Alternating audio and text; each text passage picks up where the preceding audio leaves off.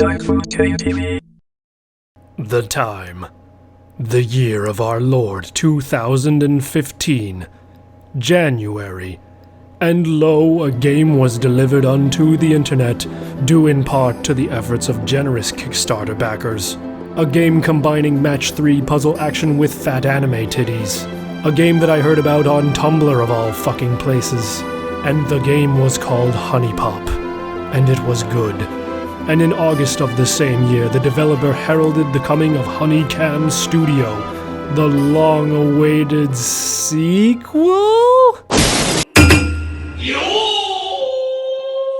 HunieCam Studio's in a really weird place for me because I went into the first game with almost zero expectations and came out of it finding it to be one of the best written, funniest, and most addicting games of last year. So many developers trying to weave meaningful, emotional, narrative yarns, and none of them are as clever as the game with the fucking cat girl aimed directly at pedophiles. So naturally, HunieCam Studio's got a big pair of shoes to fill despite the fact that this is a different genre, and it only took a little over a year to make, and the developer has gone on record to say that this game focuses less on the writing and dialogue than the first game, and this seems more like a spin-off than an actual sequel. I mean, it's only the second game in the franchise, so who the fuck knows? Basically, I'm trying to temper my expectations accordingly, but it's hard not to get excited about seeing my favorite girls again, like Tiffany and Aiko and Belly and Lola and what the fuck is this shit? Why are they all fat babies? Technically, I'm not even supposed to be playing this game. I'm only 14.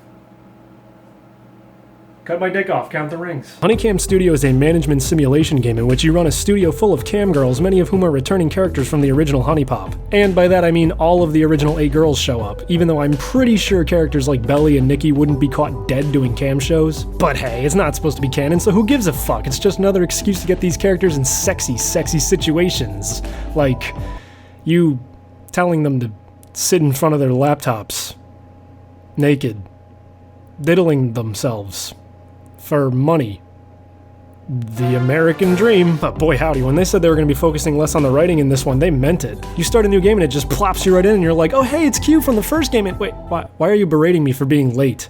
The legends are true. Who do you presume I am? Who am I? Who are you? When do I get to see you naked? Ah well, at least she's having fun giving me the tutorial. Good call.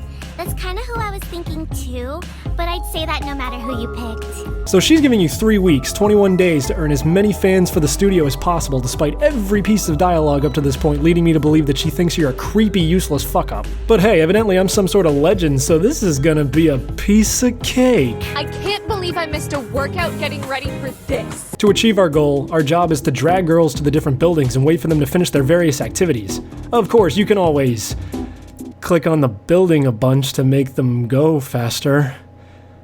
And then you click on the buildings a bunch to collect whatever resources they get.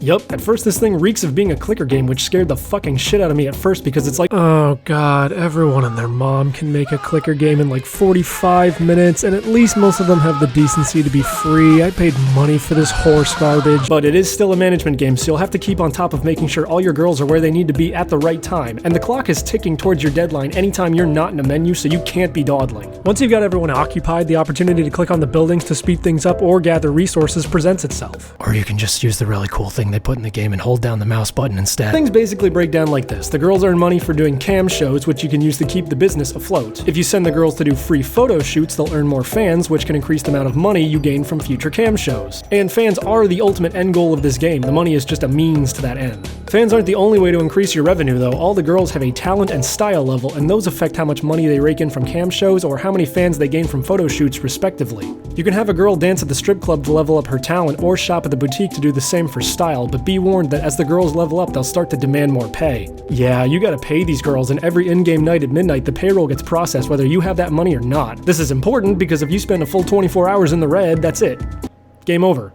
Like, back to the title screen and start over game over. I mean, HuniePop got pretty challenging, but I could keep failing out of dates with Lola and she'd eventually want to jump my bones when I got her affection level all the way up. That game never had a straight up fail state. Of course, this game is pretty short and it's not hard enough to get money to cover your losses, so it's not a huge struggle unless you totally fucking suck at this game, which is gonna be a lot funnier a little later. So, evidently, being naked on camera stresses these girls out, as evidenced by the stress meter. Once a girl gets close to 100% stress, she won't be willing to do anything unless you send her ass to the day spa to chill the fuck out. This adds a strategic element to the game, as the more stressed the girl is, the longer she'll spend at the spa, and you want to try and make sure that you don't accidentally have like 5 girls there at once, like they all synced up on their periods or something. You also gain access to an adult boutique filled with items that can make or break your business. So I want someone to tell me what kind of fucking wacky ass Dr. Seuss world this is, where someone spends 8 goddamn hours browsing an adult store. You can get drugs to make the girls perform their tasks faster or get stressed out less, sex toys to add new fetishes to the girls' repertoires, getting them additional fans, or stuff like nicotine patches and wine boxes to curb their desire to smoke and drink. Oh yeah, I guess I forgot to mention that cigarettes and booze are also a resource. And if you're running low, you'll need to send some of your girls to the liquor and corner stores, because girls who smoke and or drink and can't satisfy those needs will get stressed out automatically, which can be a fucking detriment to your operation. What I'm trying to say is that Audrey is a diabolical machine made to consume tobacco and alcohol, and you should avoid her like the plague. I find it best to designate one girl who's maybe not doing great numbers as the errand girl who's jacked up on coke all the time. Dr. Roxo, the rock and roll clown! I do cocaine! The only other building of note is a sleazy motel you gain access to after recruiting 5 girls. You can send some of them here to make a quick buck. Literally. You get as much money as you get for a cam show, but it only takes 1 in-game hour, whereas the cam shows can take upwards of 8 by that point in the game. However, it comes with a risk. That's right, the wide, wonderful world of STDs! Haha, gotta catch them all! Get it? Jokes! I bet there's an achievement for getting all the STDs in the game, and that's the name of— oh hey, there it is, called it! There are quite a few STDs in the game with varying effects. They might make a girl too embarrassed to do cam shows, or they might keep her from leveling up her talent or style, and all of them prevent return trips to the motel. You can cure most of them with an item, but it takes 3 in-game days, which is a pretty big chunk of your reign over the studio. And some of the STDs are straight up incurable. I mean, it's pretty dire when one of your girls has— oh god. Oh my god, Kiana has AIDS? Oh god. Oh god, I whored Kiana out until she got AIDS. Oh fuck, she's gonna die. Oh fuck, she is a kid. Oh god, I have a body count. Oh, there's blood on my hands. Oh god, I wasn't meant for this business. I might as well just split town, or maybe I should just end it all. Are you guys fucking serious? They're cartoon women. I don't fucking care. This is obviously not even a real gun. I mean, that's the meat and potatoes of this game, aside from stuff like managing which fetishes are the most popular and buying upgrades to your various assets to maximize your endeavors. Once you hit the end of the 21 days, Q stops you so she can tally up your final score.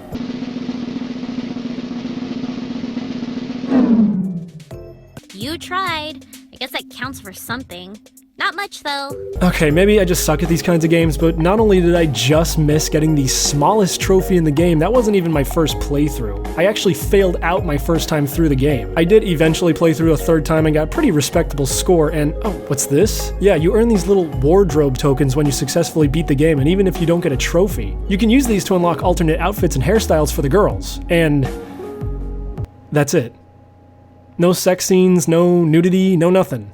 Just outfits. There's not even any secret characters like in the first game. Oh, if you do manage to unlock all of a girl's outfits and hairstyles, you do get a special CG of her, many of which were prominently featured in the game's trailer and on the loading screens. Hell, Tiffany's is literally just a copy of her final picture from HuniePop. To be fair, the developer put out an FAQ before the game came out saying there wouldn't be any nudity, but I can imagine that the common man who went into this game with expectations of the original in their head came out profoundly disappointed by this revelation. The only sexual satisfaction you'll get out of this game is imagining Belly in bondage with a butt plug and fur ears and "You dare kink shame me!" I mean, without any nudity to work towards, the only thing of note here is the writing, and by that I mean the tutorial Q gives you and the stuff she says when you either fail or complete the game. And while it is funny and fully voiced, you're only gonna listen to it once. Personally, I don't really care. Mostly because I'm not real. Later! The lack of those things that made HuniePop so engaging leaves this game feeling empty as a result. HuniePop had this great way of drip feeding you stuff to keep you going, and each interaction with all the girls felt well realized, as if you were forming a relationship with an actual person and not a cluster of cold pixels. Granted, this is a management game, so it's not like I was expecting the fucking Iliad here, but there really isn't much to gain from playing this. I mean, hey, check it out. You like this screen? Good, because it's the entire game.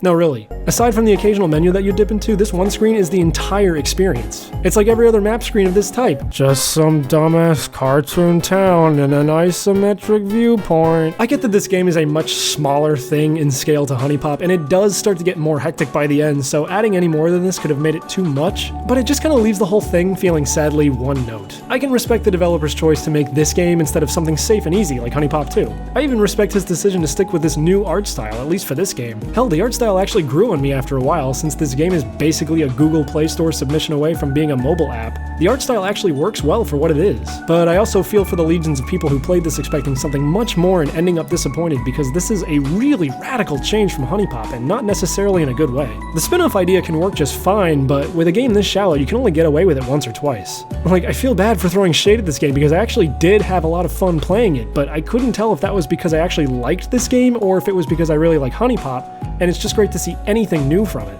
I'll be honest here. I played through this game 3 times, failing the first time and getting no trophy and then the platinum trophy on my second and third attempts, and after that second playthrough, I felt no compulsion to go back and play it again, and I probably wouldn't have if I didn't need to record footage for this review. There's a lot of stuff about the game that I like. I like how the icon for talent is a musical note like the talent tokens from the first game. I like how cake farting is one of the fetishes you can unlock. I like how Zoe is just a giant middle finger to the kids today and their fake made-up genders to the point where she identifies as an android and she actually talks like a robot in her voice clips. I like a bunch of the new characters. I like the new MILF and the Hawaiian chick, and I'd be really excited to see them in a HuniePop 2. It's just frustrating because there was a lot of potential in this game and it feels like it comes up short in comparison to its predecessor. Honestly, I'd only recommend this game to people who really liked HuniePop and want more of that brand of humor and to see a bunch of possible new dates for future games. But then again, if you like HuniePop, you already bought this game and you're either furious at it and refunded it, or you understand what it is and you're okay with it. If you haven't played HuniePop, I'd say go play that instead. Download the uncensored patch. It's a few bucks more expensive, but it has so much more going on and it's really charming for being a piece of filthy anime trash. And if you end up liking that, maybe check this game out too. I'm glad that this series is continuing, but hopefully the next game has more substance to it, because I don't think I can take this blue balling for much longer before I blow my fucking brains out.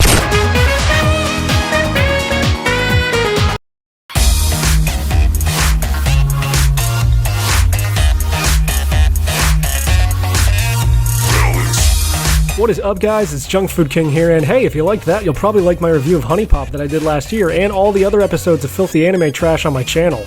There's plenty of other game reviews and animations on there as well, and I also do a podcast called Random Assault, and there's a video of us at MagFest if you want to check that channel out. Please subscribe to my channel for more of this nonsense, and share it with your friends if you like it, and hey, I'll catch you guys later. Yeah, no